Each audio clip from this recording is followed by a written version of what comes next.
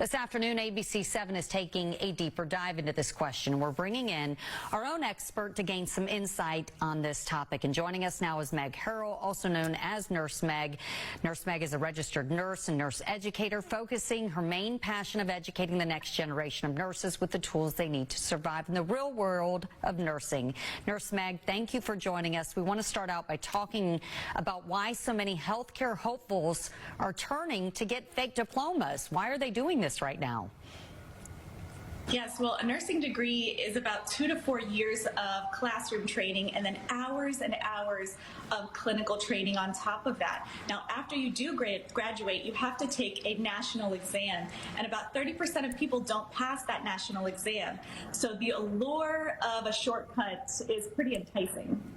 And how are these fake diplomas not caught by the employee? I imagine they're making them look just like the real one. Absolutely. So employers did everything that they were supposed to. They checked the names, they checked the licenses, they checked the schools and the credits that came from these schools. The problem was these schools were accredited.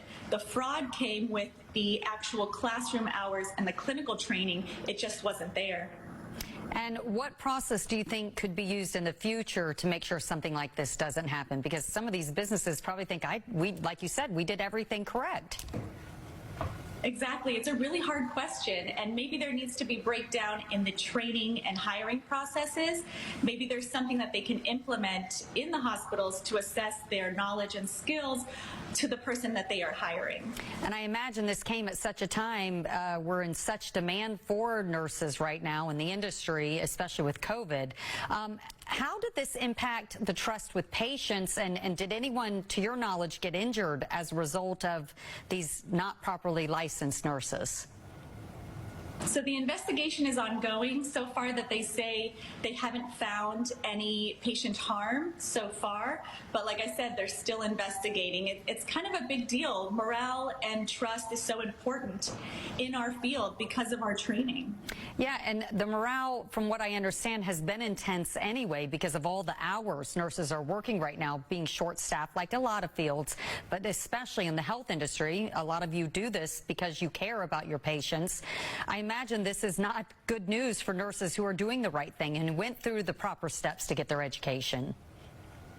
Exactly. There's so much that goes into our training and specialization. I've worked in nearly every department in the hospital, and when things go wrong, your heart stops, you stop breathing. It's always a nurse there at your bedside first to initiate CPR, giving you that life-saving medication.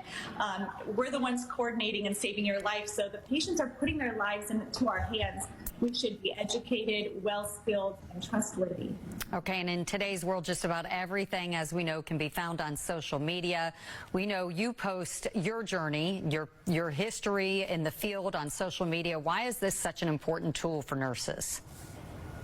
Well, on Facebook, Instagram, and TikTok, where I post all of my helpful resources, it's like our virtual break room. And this is where we can get together and connect and support each other. You shouldn't have to go through the nursing journey alone. So reach out. There's a whole community of experienced nurses like me who want to share their knowledge with the next generation.